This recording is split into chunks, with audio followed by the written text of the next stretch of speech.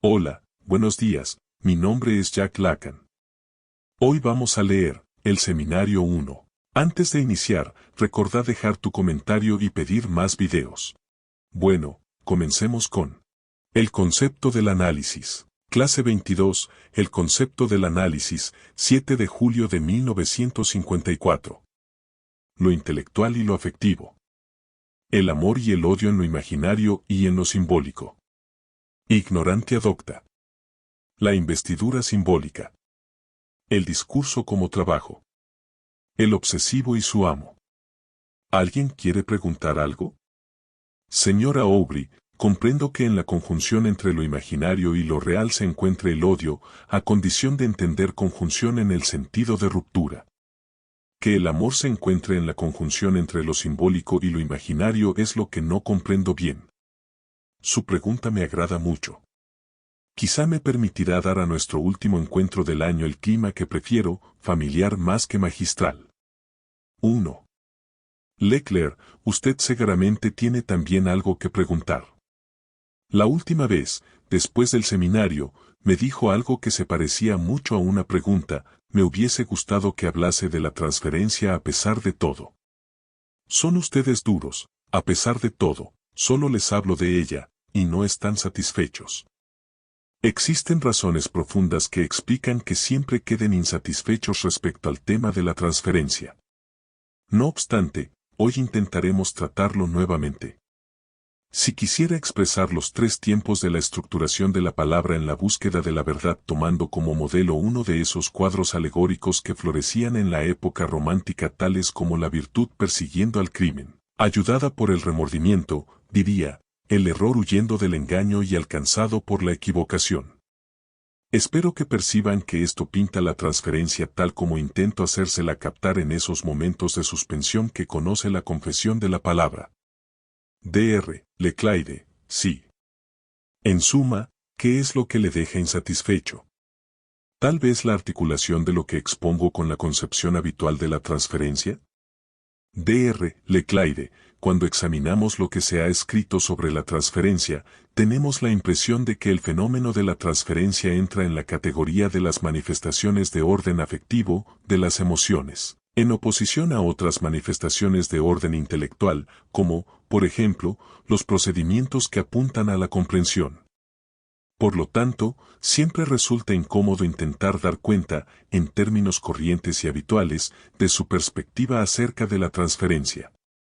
Las definiciones de transferencia hablan siempre de emoción, de sentimiento de fenómeno afectivo, esto se opone categóricamente a todo lo que en un análisis puede llamarse intelectual. Sí. Vea, existen dos modos de aplicación de una disciplina que se estructura a través de una enseñanza. Está lo que usted oye, y luego lo que usted hace con lo que oye. Estos dos planos no se recubren, pero pueden coincidir en ciertos signos secundarios. Veo desde este ángulo lo que puede tener de fecundo toda acción verdaderamente didáctica. Transmitir conceptos no es tanto lo que está aquí en juego sino explicárselos, pasándoles en consecuencia el relevo y la carga de cumplir con ellos. Pero hay algo aún más imperativo, señalarles los conceptos de los que nunca hay que servirse.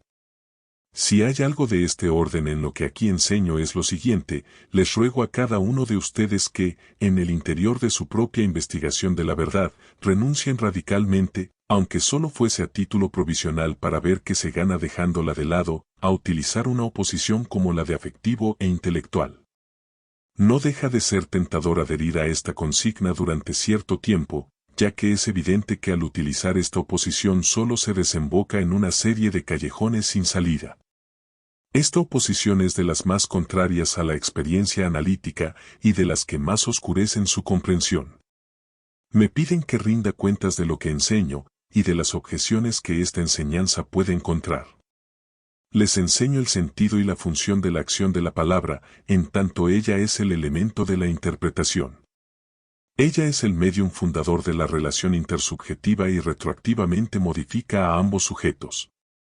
Es la palabra la que, literalmente, crea lo que los instaura en esa dimensión del ser que intento hacerles percibir. No se trata aquí de una dimensión intelectual. Si en algún sitio se sitúa lo intelectual, es a nivel de los fenómenos del ego, en la proyección imaginaria del ego, pseudo-neutralizada, pseudo en el sentido de mentira, que el análisis denunció como fenómeno de defensa y resistencia. Podremos avanzar mucho si me siguen. La cuestión no es saber hasta dónde se puede llegar, la cuestión es saber si alguien nos seguirá. En efecto, este es un elemento discriminativo de lo que se puede llamar la realidad. Con el pasar del tiempo, a través de la historia humana, asistimos a progresos que sería erróneo considerar progresos de las circunvoluciones. Son progresos del orden simbólico. Vean la historia de una ciencia como las matemáticas. Durante siglos se estancó en torno a problemas que ahora son evidentes para niños de 10 años. Y, sin embargo, alrededor de ellos se movilizaban cerebros potentes. Hemos estado parados 10 siglos de más ante la ecuación de segundo grado. Los griegos hubieran podido encontrarla ya que encontraron cosas más difíciles en los problemas de máximo y mínimo. El progreso matemático no es el progreso de la potencia del pensamiento del ser humano.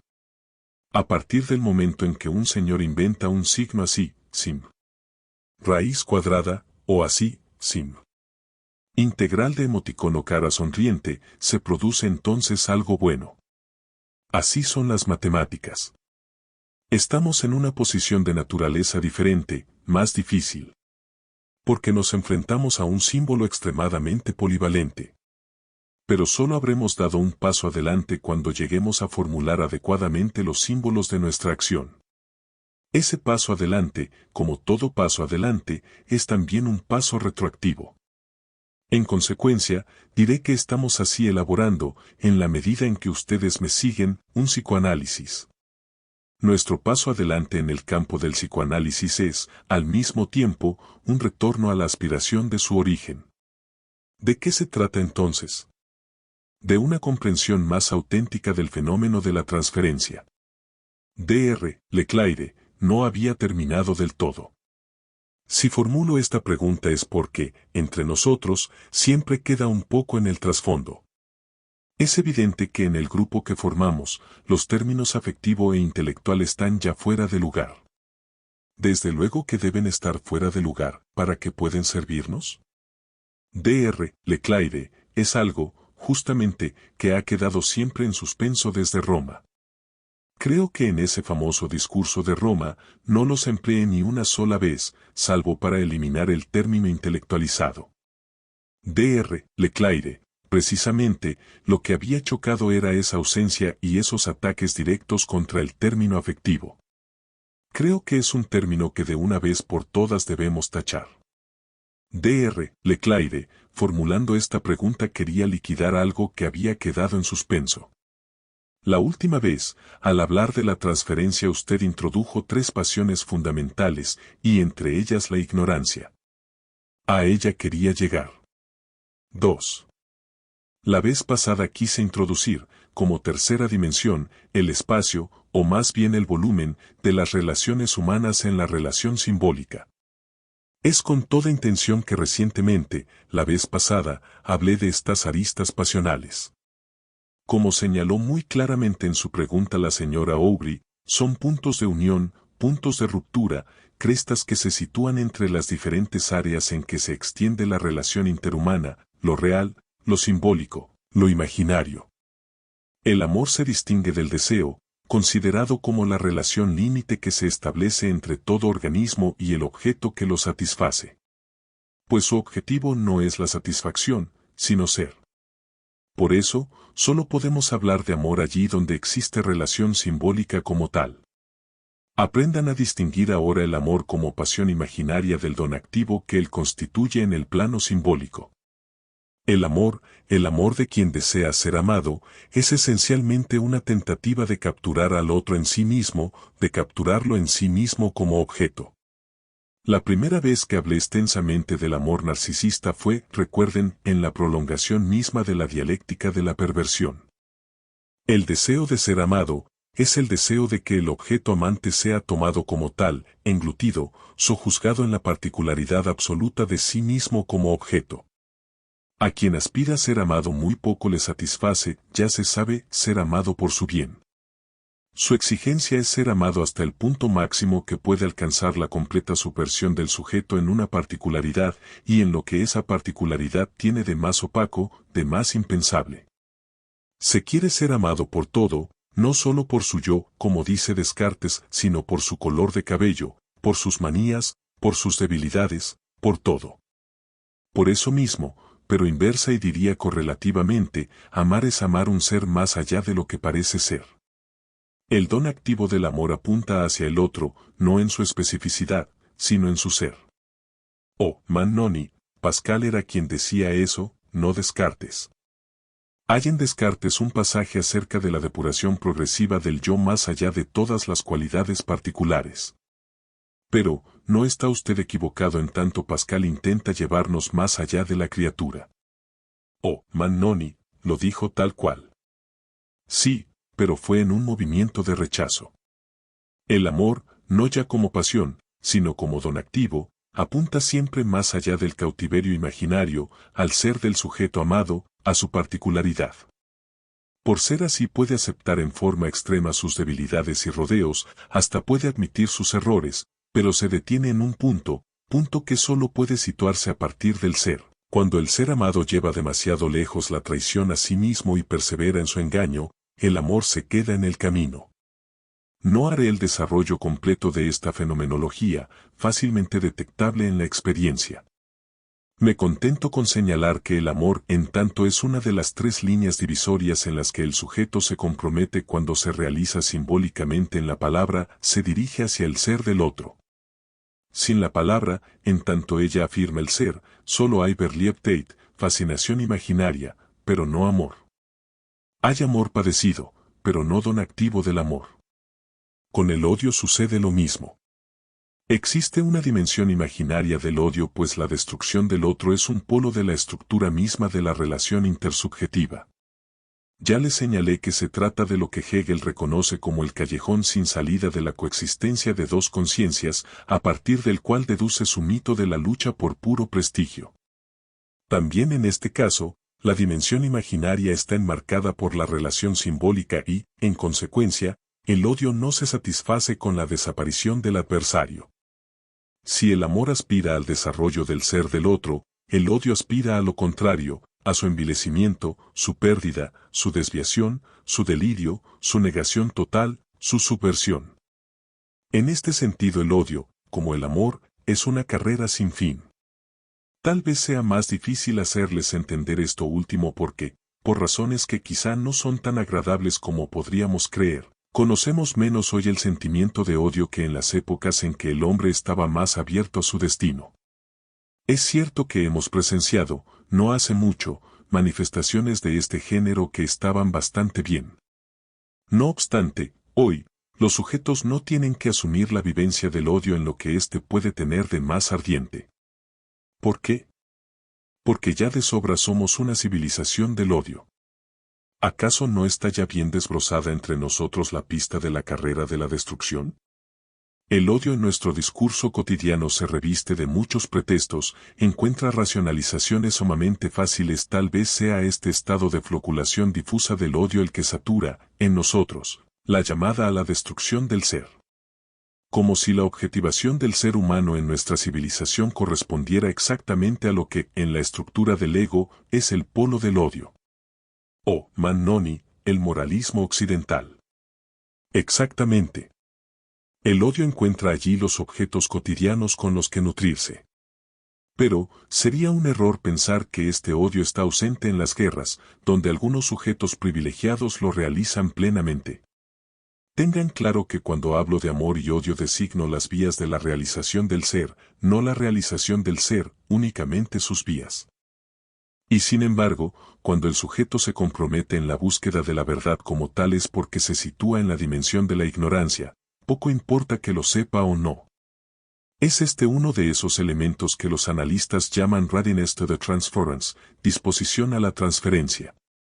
Existe en el paciente disposición a la transferencia por el solo hecho de colocarse en la posición de confesarse en la palabra, y buscar su verdad hasta su extremo, en el extremo que está ahí, en el analista. Conviene también considerar la ignorancia en el analista. El analista no debe desconocer lo que llamaré el poder de accesión al ser de la dimensión de la ignorancia, puesto que debe responder a aquel que, en todo su discurso, lo interroga en esa dimensión. No tiene que guiar al sujeto hacia un vicen, un saber, sino hacia las vías de acceso a ese saber. Debe comprometer al sujeto en una operación dialéctica, no decirle que se engaña pues, forzosamente, él está en el error, sino mostrarle que habla mal, es decir que habla sin saber, como un ignorante, pues las que cuentan son las vías de su error. El psicoanálisis es una dialéctica, y lo que Mantan llama, en su libro 3, capítulo 8, un arte de conferir. El arte de Sócrates en el Menón, consiste en enseñar al esclavo a dar su verdadero sentido a su propia palabra. Este arte es el mismo en Hegel. En otros términos, la posición del analista debe ser la de una ignorante docta, que no quiere decir sabia, sino formal y que puede ser formadora para el sujeto. Grande es la tentación, porque está en el clima de nuestra época, de esta época de odio, de transformar la ignorantia docta en lo que he llamado, y no es nuevo, ignorantia docens. Apenas cree el psicoanalista saber algo, de psicología por ejemplo, comienza ya su perdición, por la sencilla razón de que en psicología, nadie sabe gran cosa, salvo que la psicología misma es un error de perspectiva sobre el ser humano.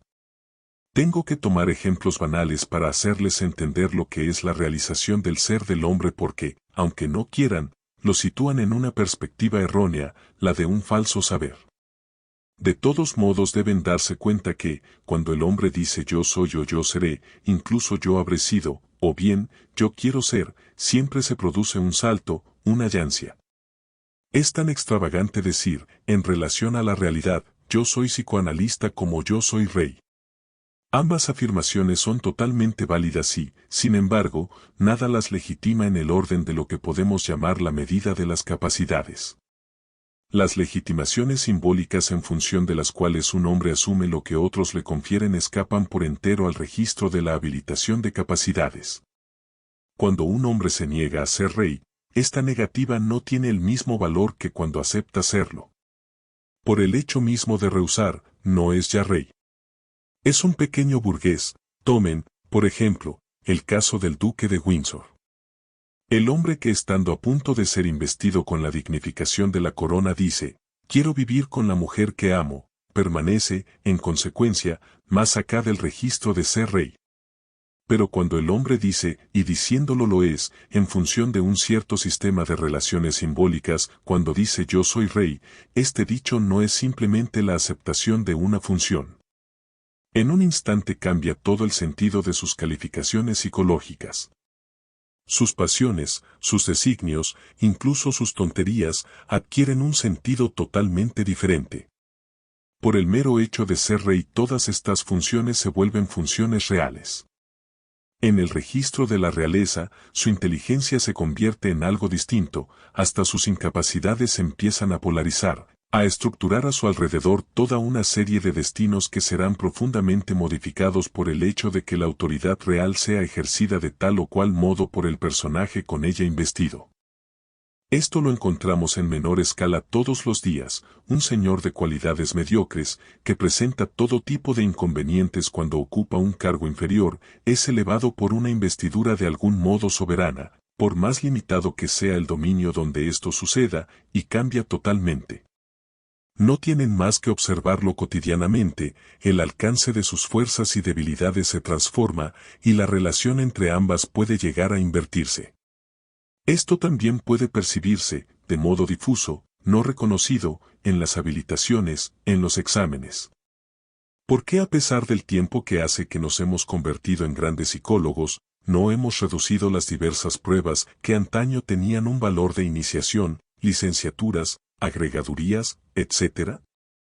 Si de verdad hubiéramos abolido ese valor, ¿por qué entonces no reducir la investidura a la totalidad de la experiencia acumulada, de las notas obtenidas durante el año, o incluso a un conjunto de tests o pruebas que medirían las capacidades del sujeto? ¿Por qué conservar en estos exámenes váyase a saber qué dimensión arcaica? Nos revelamos ante estos elementos de casualidad y favor como quienes golpean las murallas de la prisión que ellos mismos construyeron. La verdad sencillamente es que un concurso, en tanto reviste al sujeto de una calificación simbólica, no puede tener una estructura totalmente racionalizada, y no puede inscribirse simplemente en el registro de la suma de cantidades.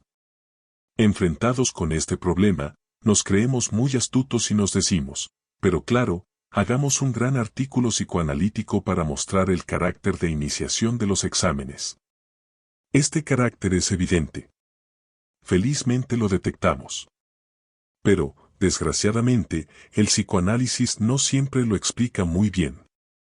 Realiza un descubrimiento parcial que explica en términos de omnipotencia del pensamiento, de pensamiento mágico, cuando lo fundamental es en realidad la dimensión del símbolo. 3. ¿Quién tiene otras preguntas? Dr. Bejarano, pienso en un ejemplo concreto. Tendría que intentar mostrarnos, en el caso Dora, cómo se siguen los diferentes registros.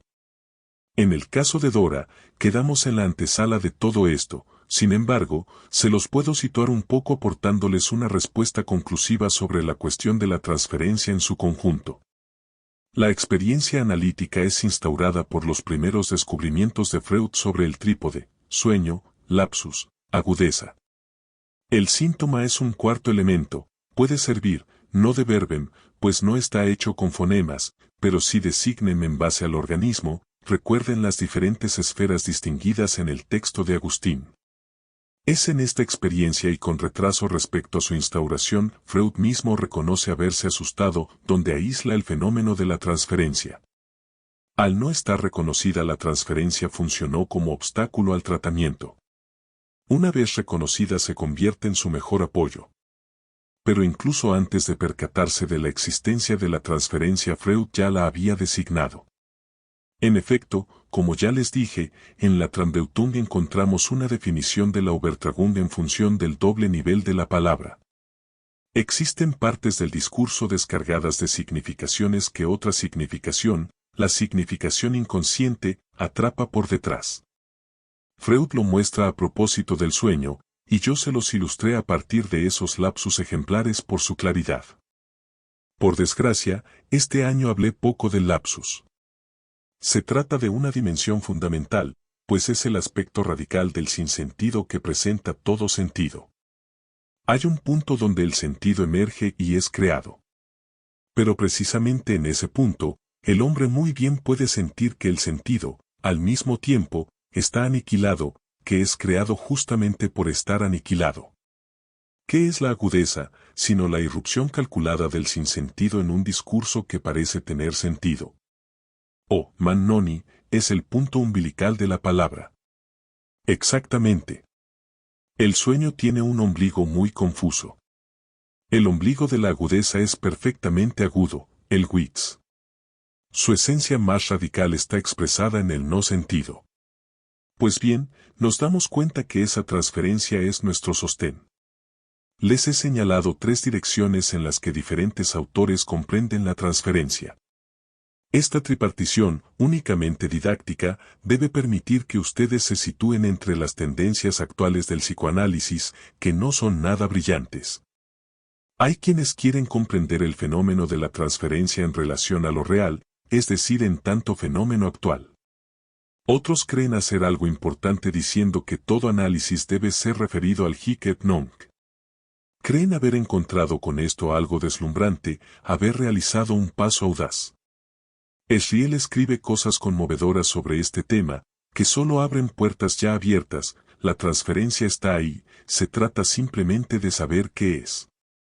Si consideramos la transferencia en el plano real, obtenemos lo siguiente, es un real que no es real sino ilusorio.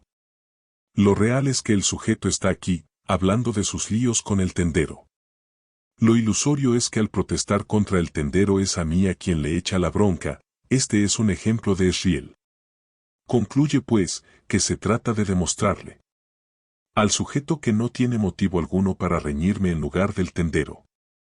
Así, partiendo de las emociones, de lo afectivo, de la abreacción y de otros términos que designan cierto número de fenómenos fragmentarios que ocurren efectivamente en el análisis, no se evita el caer, dense cuenta, en algo esencialmente intelectual.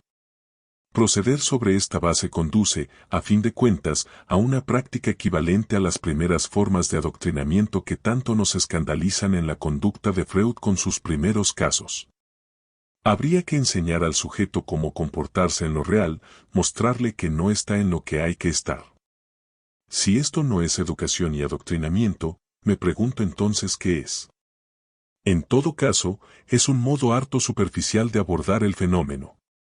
Hay otra forma de abordar el problema de la transferencia, hacerlo a partir de ese nivel de lo imaginario cuya importancia no dejamos de subrayar aquí. El desarrollo relativamente reciente de la etología animal nos permite darle una estructuración más clara que la que le daba Freud. Pero esta dimensión imaginare fue nombrada efectivamente como tal en el texto de Freud. ¿Cómo podría haberlo evitado? Ya lo vieron este año en Introducción al Narcisismo. La relación del ser viviente con los objetos que desea se articula con condiciones de Gestalt que sitúan como tal a la función de lo imaginario. La teoría analítica no desconoce la función de lo imaginario, pero introducirla tan solo para tratar la transferencia equivale a ponerse orejeras, pues la encontramos en todas partes y, particularmente, cuando se trata de la identificación. Pero tampoco hay que emplearla a tontas y a locas. Observemos, en este sentido, que la función de lo imaginario está presente en el comportamiento de toda pareja animal. En todas las acciones vinculadas al apareamiento de los individuos capturados en el ciclo del comportamiento sexual surge una dimensión de pavoneo. Durante el pavoneo sexual, cada individuo está capturado en una situación dual en la que se establece, a través de la intervención de la relación imaginaria, una identificación, sin duda momentánea, pues está vinculada al ciclo instintual. Asimismo, durante la lucha entre los machos, podemos ver a los sujetos convenir en una lucha imaginaria. Existe allí, entre los adversarios, una regulación a distancia que transforma la lucha en danza. Y, en determinado momento, como sucede en el pareo, los papeles están elegidos, la dominación de uno sobre otro es reconocida, sin que sea preciso llegar, no diré a las manos, pero sí a las uñas, a los dientes, a los pinchos. Uno de los miembros de la pareja adopta la actitud pasiva y se somete a la preponderancia del adversario. Uno esquiva al otro, adopta uno de los papeles y manifiestamente lo hacen en función del otro, es decir, en función de lo que el otro ha alegado en el plano de la Gestalt. Los adversarios evitan una lucha real que conduciría a la destrucción de uno de ellos y transponen el conflicto al plano de lo imaginario. Cada uno se localiza en la imagen del otro, y se lleva a cabo una regulación que distribuye los papeles dentro del conjunto de la situación, la cual es diádica. En el hombre, lo imaginario está reducido, especializado, centrado en la imagen especular, que constituye a la vez los callejones sin salida y la función de la relación imaginaria. La imagen del yo, por el solo hecho de ser imagen, el yo es yo ideal, resume toda la relación imaginaria en el hombre. Por producirse en un momento en que las funciones no están aún plenamente desarrolladas, adquiere un valor saludable, que la asunción jubilatoria del fenómeno del espejo expresa suficientemente. Sin embargo, no por ello deja de estar en relación con la prematuración vital y, en consecuencia, con un déficit originario, con una yancia a la que su estructura queda ligada. Esta imagen de sí, el sujeto volverá a encontrarla constantemente como marco de sus categorías, de su aprehensión del mundo, como objeto, y esto, teniendo como intermediario al otro. Es en el otro siempre donde volverá a encontrar a su yo ideal, a partir de allí se desarrolla la dialéctica de sus relaciones con el otro. Si el otro satura, colma esa imagen, se convierte en objeto de una carga narcisista que es la de la Berliet-Tate. Recuerden a Werther encontrando a Carlota en el momento en que ella sostiene en sus brazos a un niño, ella justo coincide con la imago narcisista del joven héroe de la novela. Por el contrario, y siguiendo la misma línea, si el otro aparece frustrando al sujeto en su ideal y en su propia imagen, genera la tensión destructiva máxima. Por un pelo, la relación imaginaria con el otro vira en un sentido o en otro. Es esta la clave de los problemas que Freud plantea en lo que concierne a la súbita transformación entre amor y odio en la Berliet-Tate. Este fenómeno de carga imaginaria juega el papel de pivote en la transferencia. La transferencia, si bien es cierto que se establece en y por la dimensión de la palabra, solo aporta la revelación de esa relación imaginaria cuando alcanza ciertos puntos cruciales del encuentro hablado con el otro, en este caso el analista. Desembarazado el discurso mediante la regla llamada fundamental de parte de sus convenciones, comienza a jugar más o menos libremente respecto al discurso corriente, y abre al sujeto la vía de esa fecunda equivocación en ella que la palabra verídica confluye con el discurso del error. Pero, también cuando la palabra huye la revelación, la equivocación fecunda, y se desarrolla en el engaño, dimensión esencial que precisamente nos impide eliminar al sujeto como tal de nuestra experiencia, y reducirla a términos objetales, se descubren esos puntos que, en la historia del sujeto, no fueron integrados, asumidos, sino reprimidos. El sujeto desarrolla en el discurso analítico su verdad, su integración, su historia. Pero en esa historia hay huecos, allí donde se produjo lo que fue Verworfen o Verdant. Verdant, es decir que en un momento accedió al discurso y luego fue rechazado. Verworfen, es decir, un rechazo originario.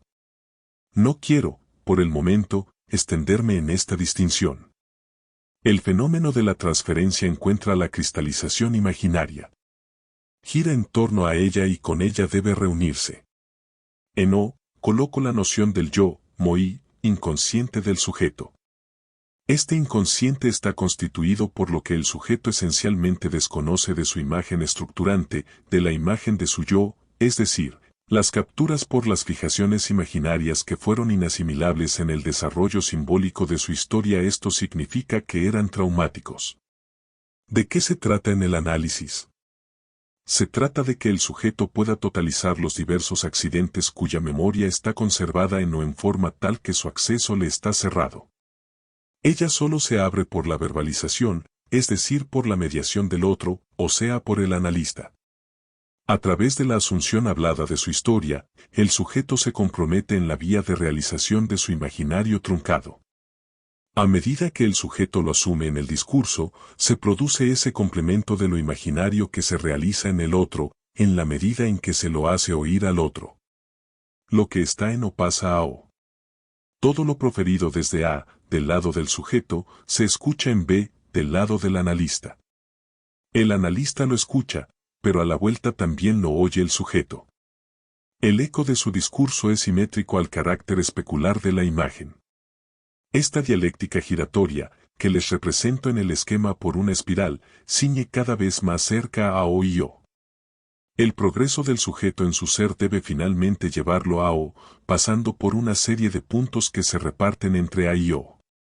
En esta línea, el sujeto pone una y otra vez sus manos a la obra y confesando en primera persona su historia, progresa en el orden de las relaciones simbólicas fundamentales donde tiene que encontrar el tiempo, resolviendo las detenciones y las inhibiciones que constituyen el superyo.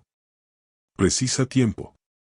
Si los ecos del discurso se aproximan con excesiva rapidez al punto O, es decir, si la transferencia se hace demasiado intensa, se produce un fenómeno crítico que evoca la resistencia. La resistencia en la forma más aguda en que es posible verla manifestarse, el silencio. Pueden darse cuenta, no es cierto, que, como dice Freud, la transferencia se convierte en un obstáculo cuando es excesiva. También es preciso decir que, si este momento se produce oportunamente, el silencio adquiere su pleno valor en tanto silencio, no es simplemente negativo, sino que vale como más allá de la palabra. Algunos momentos de silencio, en la transferencia, representan la aprehensión más aguda de la presencia del otro como tal. Una última observación. ¿Dónde situar al sujeto en tanto éste se distingue del punto O? Está necesariamente en algún sitio entre A y O, más cerca de O que de cualquier otro punto, digamos, ya volveremos a él, en C. Cuando a causa de las vacaciones me abandonen, vacaciones que deseo les sean agradables, les ruego que relean a la luz de estas reflexiones los preciosos textos técnicos de Freud. Reléanlos, y verán hasta qué punto adquirirán, para ustedes, un nuevo sentido, un sentido más vivaz. Se darán cuenta que las aparentes contradicciones en relación a la transferencia, a la vez resistencia y motor del análisis, solo se comprenden en la dialéctica de lo imaginario y lo simbólico. Algunos analistas, no carentes de mérito, expusieron que la técnica más moderna del análisis, la que se adorna con el título de análisis de las resistencias, consiste en aislar en el yo del sujeto singular, la expresión es de Bergler, ciertos patterns que se presentan en relación al análisis como mecanismos de defensa.